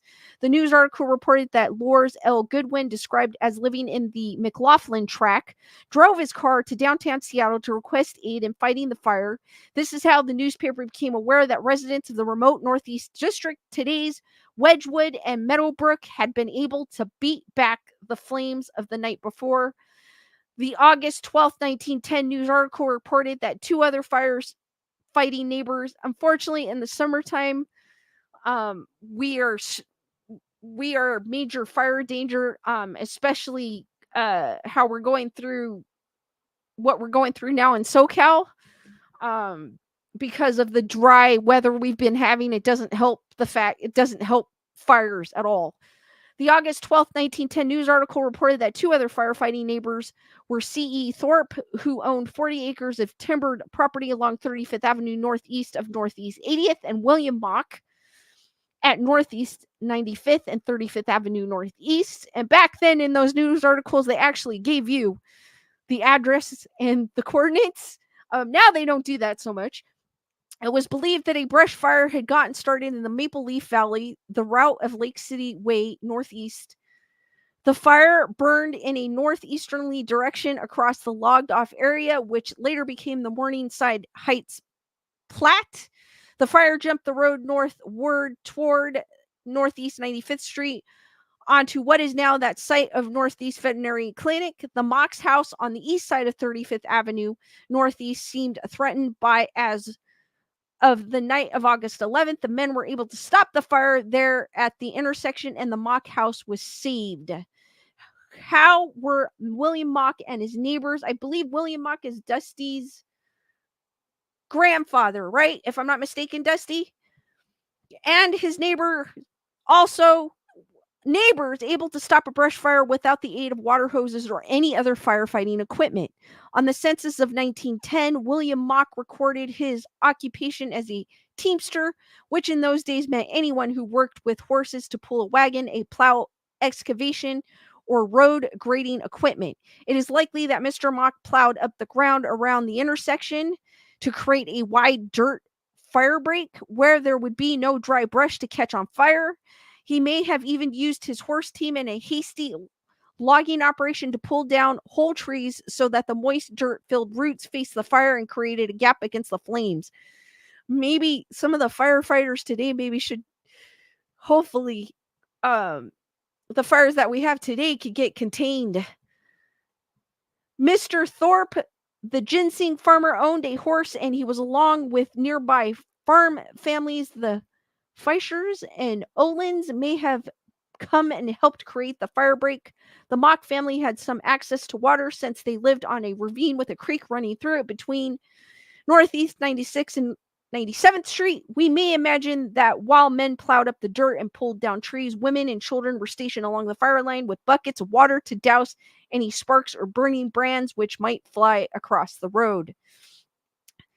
Lors Goodwin had also participated in the firefighting efforts during the night of August 11, 1910, but he owned a car, not a horse. He chose to drive downtown the next day and see whether any government resources were available to help fight the fire. This is actually kind of amazing.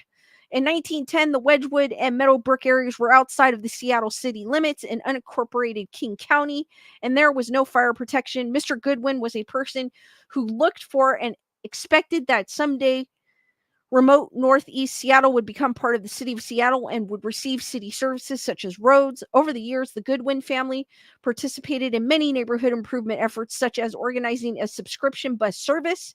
In contrast, the 1910 residents have come to northeast Seattle to try to perpetuate a more rural lifestyle, such as Mr. Thorpe with his ginseng farm and William Mock with his teamster work. Dusty goes, William was my great grandfather. His son, also in this article, Leroy, was my grandfather.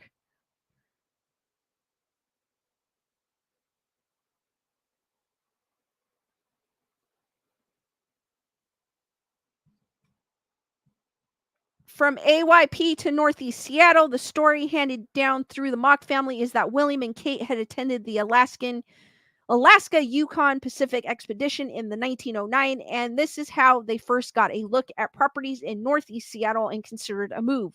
The AYP expedition was held on the campus of the University of Washington, and real estate agents worked from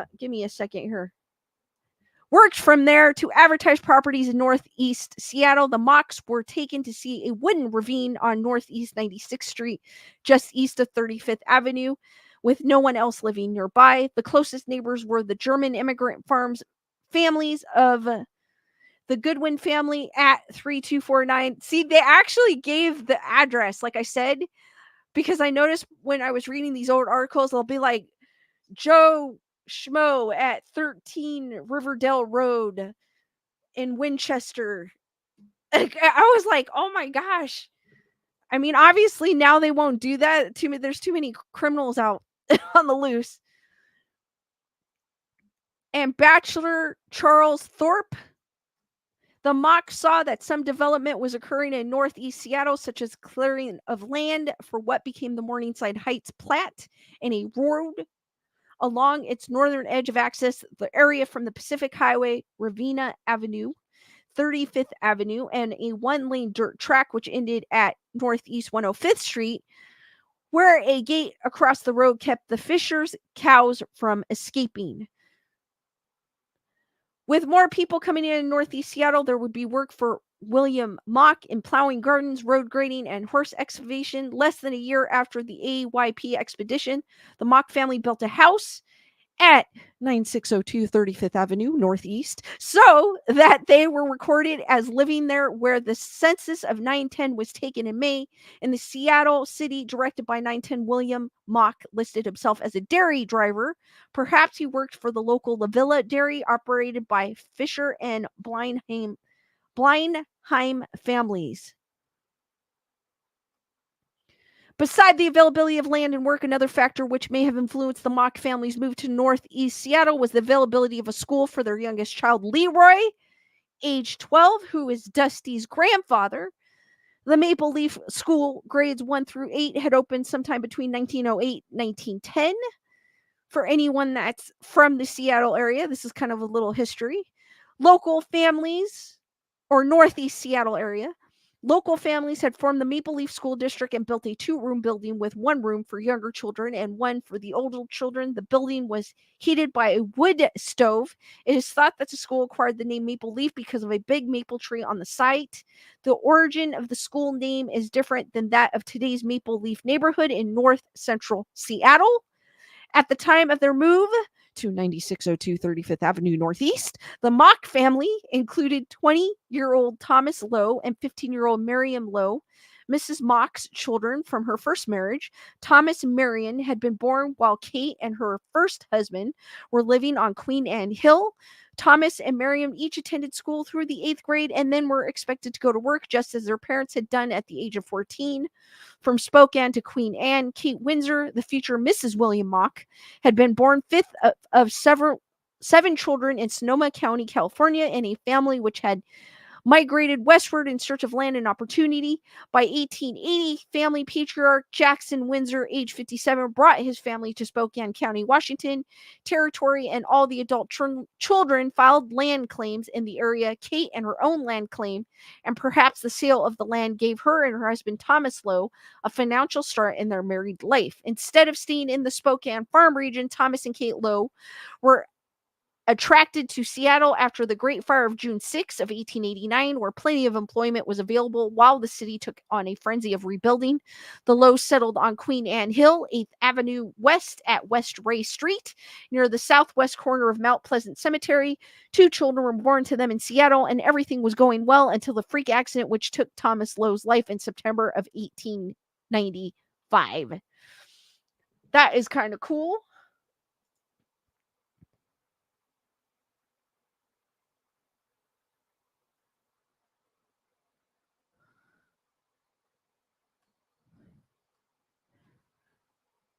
Carol goes, my sister-in-law tries to engage me in political. Oh, everyone's talking about. I know there's politics all over now because of the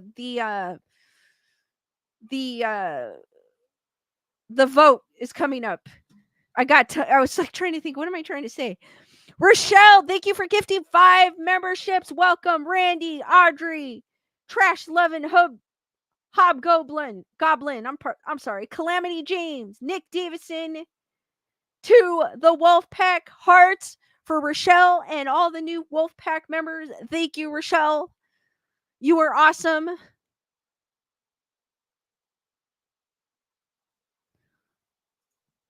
From Queen Anne to Northeast Seattle, left as a widow with 2 children, 5-year-old son Thomas Jr. and newborn girl Miriam, Kate Lowe had a few options. It was not surprising that she remarried within a year. She and her new husband, I don't know if you guys have heard this, but I've heard it, like if a person remarries right away, they like to be married.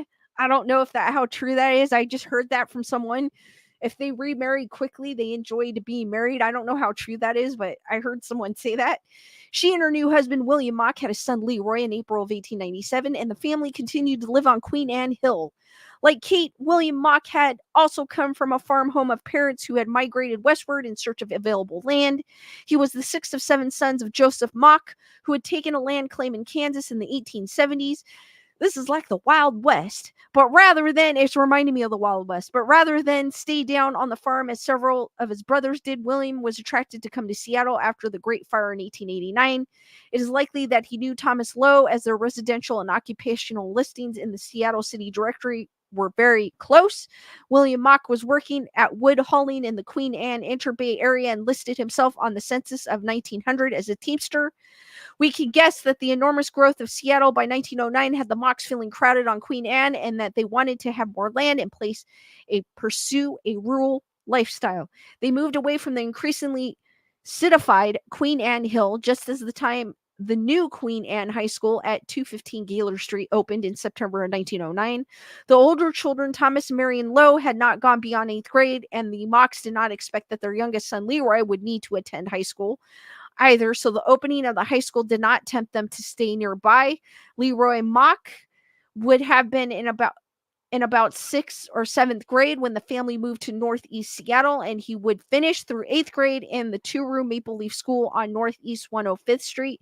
That's weird because when I watched a documentary on the Amish, they also say that they don't go to school past 8th grade as well.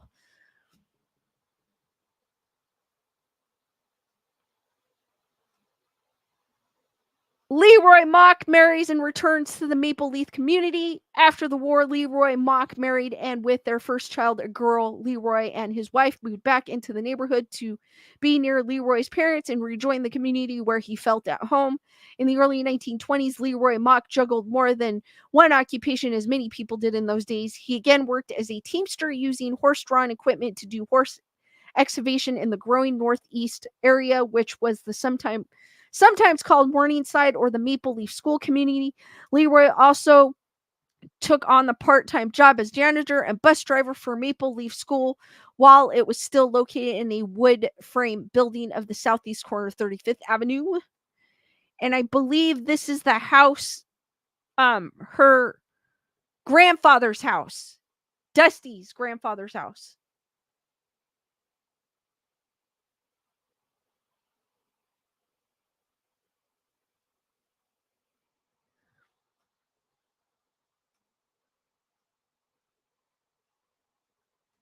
So then it continues with, I'm kind of paraphrasing because this isn't really spooky, but I just want to kind of share a little bit from it.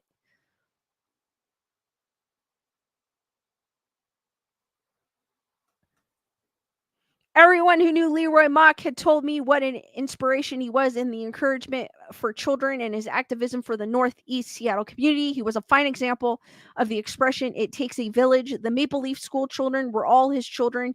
He was involved in many other neighborhood enterprises and generally was regarded as the epitome or etomi of a good neighborhood. Mr. Mock had a remarkable career of total involvement in the Maple Leaf School community, along with his neighbors who were proud of the school they had established themselves. The neighborhood took pride of ownership, not just in the building itself, but in their united efforts to provide a better future for their children. I attended sixth grade at the brick Maple Leaf School on the corner of Northeast 100th Street and 32nd Avenue Northeast. In the 1990s, reunions of alumni and PTA mothers were still being held decades after the school had closed because the school community had meant so much. In disregard of community support of the local school after it was absorbed into Seattle, the Maple Leaf School was closed, torn down, and the site was sold. The Maple Leaf School building is gone, but the important relationship have not been forgotten. The Maple Leaf School community continues in long-term neighborhood residents and in keeping in touch options such as the alumni Facebook page. A tangible legacy of the Mock family is the open space alongside their ravine home, where a creek flows as part of the Greater Thornton Creek Network, located just east of 35th Avenue Northeast on Northeast 97th Street. The Mock Creek open space is continuing contribution to the health of the wasteland. Thank you, Dusty, for sharing that article. Dusty goes, the picture of the White House was my grandparents' house. It's a beautiful house. Carol goes, in my late teens, I did force firefighting working for the state of Connecticut. It sucks being that close. We went in after the main fire was out to douse the roots that were still smoldering.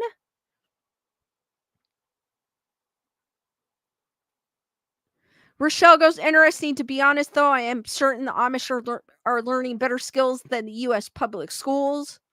Well, th- they're not distracted by technology, but at the same time, they are secluded in a way too. So it's kind of. Julissa goes, what a lovely home. Carol goes, cool history lesson. Kimberly, what is up? All right, guys, I'm going to open it with that. I am going to open it up to questions. If you guys have any questions, feel free to ask. Heather, whatever goes, my son-in-law and nephew are firefighters and would not want that job. I don't think I would want that job. That's a lot of hard work. I'm pretty sure there's a lot of firefighters that haven't gotten sleep in a couple days trying to fight the blaze with the many fires that we have in California. It's not just the two that I know about.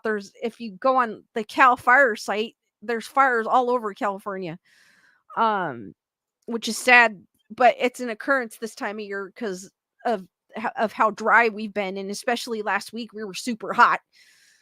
And usually, this is my opinion.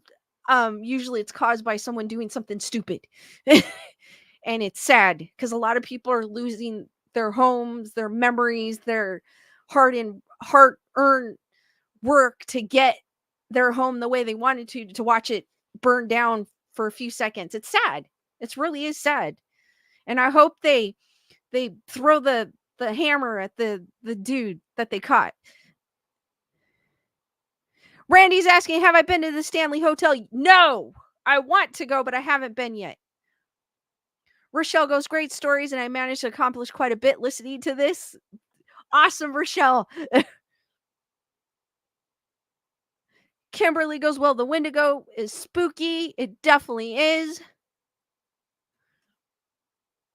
Dusty goes, the backyard that included the creek was my grandparents' family land that we played along as kids. It is now a public park. I'm sure their spirits are pleased with this. That is super cool.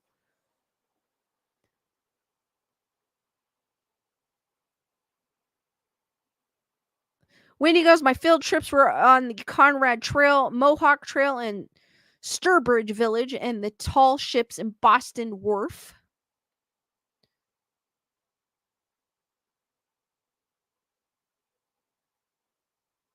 Bernadette has been to the Stanley. The Stanley was mad, and I know there's a few other people have gone to, and they haven't experienced anything, which is okay. You're not going to experience something all the time. You may not experience anything at all, but it she Bernadette does say it's beautiful there for sure, and it is. I haven't been there, but looking at the pictures, it is amazingly beautiful. So I hope to go there one day.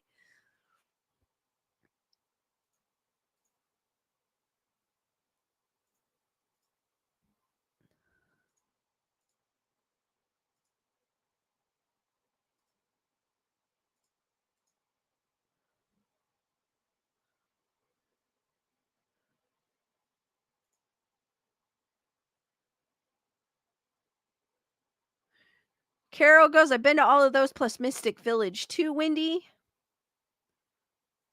They sound so cool.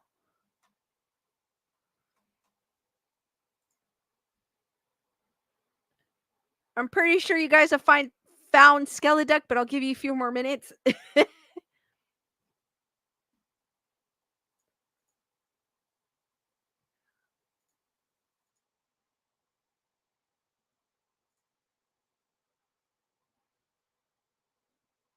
Heather, whatever goes, my kids all went to Gold Country in California history places. That is so cool. I know California has a lot of historic places. Randy goes, the Stanley is a little over 1,000 miles from you. Actually, Colorado to Denver is a 14-hour trip for me. It's a 14-hour trip to Denver, so I can imagine how much it is to the Stanley.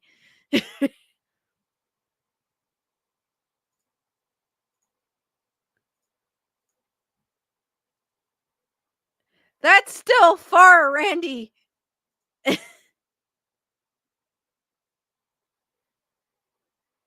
Lisa Boo, thank you. Thank you, Lisa. I've enjoyed listening. Great show.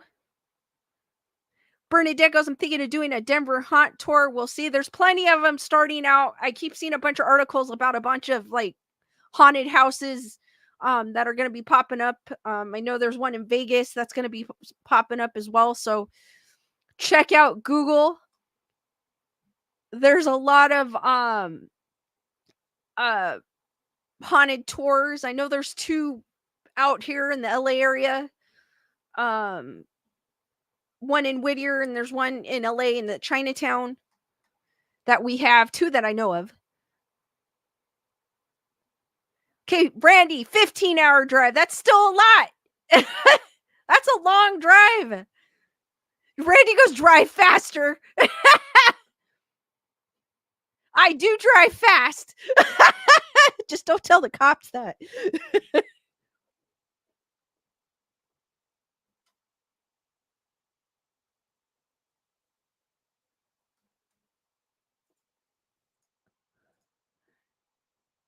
I mean, if it was a 4-hour drive, it'd be different. Trust me.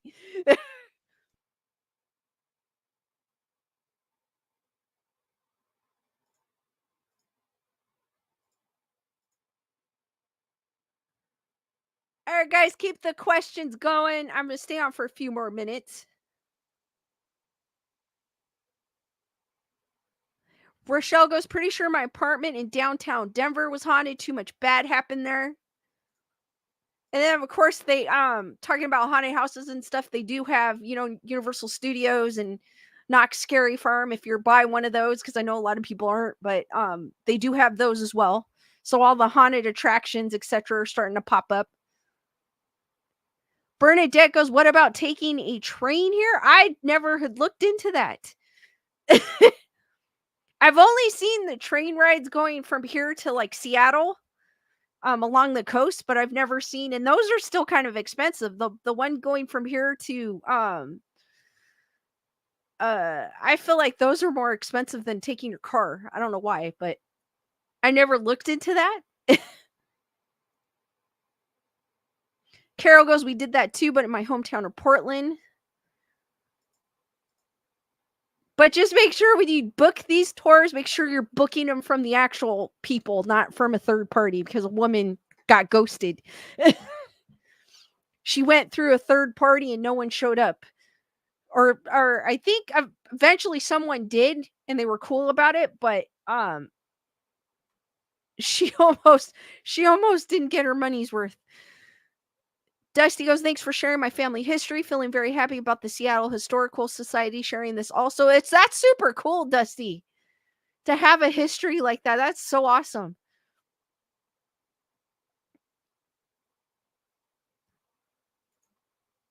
Cuz I've always wanted to do a train ride. But I saw like they were super expensive. And also you could see depending on where you take you could see all the sights too.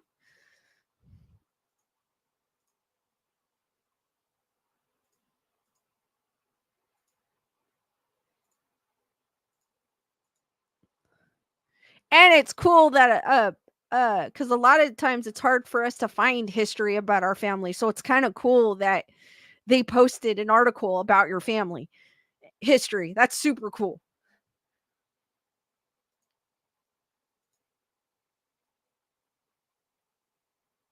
Heather whatever goes, I looked them up too, very expensive. I mean, they do feed you and you room and board you type of thing, but it's expensive. Bernadette goes to Red Rocks at night. You will hear and experience weird and crazy stuff. Bernadette, I've always wanted to go there too.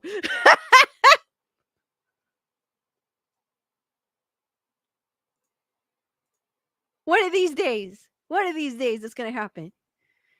I'm gonna be like, guys, live from a state. One of these days,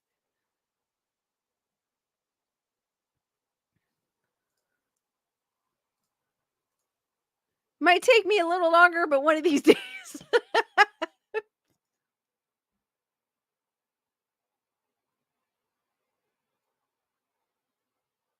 Bernadette goes, get your butt over here, and I'll be your tour guide.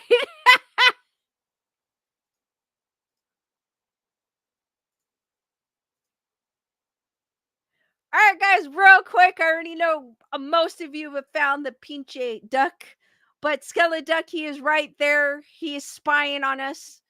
He's making sure I'm doing. I'm saying the right things. If not, he's gonna come up and bonk me in the head. But he is right there, where my finger is pointed.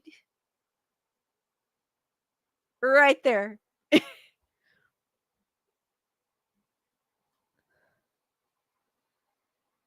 Julissa goes, my paternal grandmother was terrified of flying, so when they traveled to Mexico, they would always travel by train.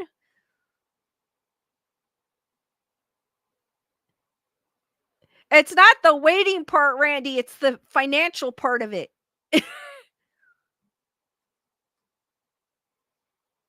Financially, I do not have the money to do that just yet.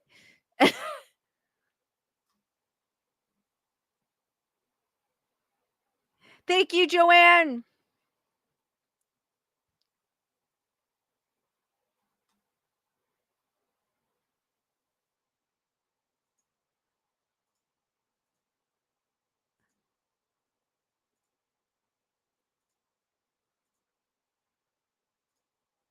All right, guys, any last minute questions before I end this stream?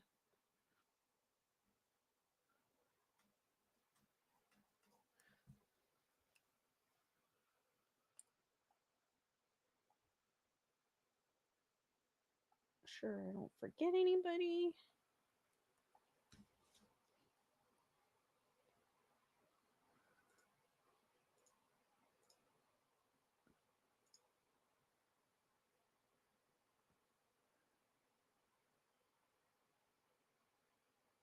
Thank you, Wendy. Lisa's my favorite spooky girl. No Krampus Crump. I like Krampus. I got like 4 different Funko Pops of Krampus. I think they're behind me somewhere.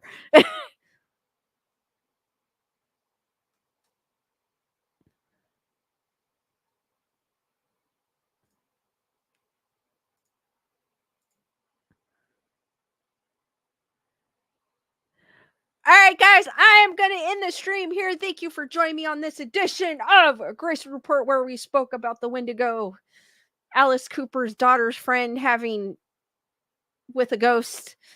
Talked about some crazy things. Got to share Dusty's family history, which was super cool. Guys, I will see you on the next one. I am not sure about Saturday just yet. Keep an eye on my social because we were supposed to go to a music festival this weekend, but it did get canceled. But they're having a thing in a park on Saturday. So I may not be on Saturday. So if not, I will see you guys Monday at 7 p.m. Pacific Standard Time. Be there, be squared, and I will see you on the next one. Stay spooky and sweet nightmare, guys. Good night, guys, and thank you. Have a good